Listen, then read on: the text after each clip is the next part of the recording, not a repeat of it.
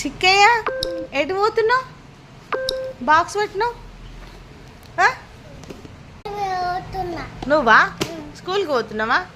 ఏది మరి బాక్స్లో ఉన్న అన్నం ఉందా? ఏం కర్రీ చేసింది మమ్మీ? ఏం కర్రీ చేసింది? ఏం కర్రీ చేసింది చిక్కయ్య? అయ్యో ఏం లేదు కదా, అన్నమే లేదా? అయ్యి ఉందా? ఏం చూపి, ఏడుంది అలా అన్నం ఉందా? అది తింటావా మరి స్కూల్లో?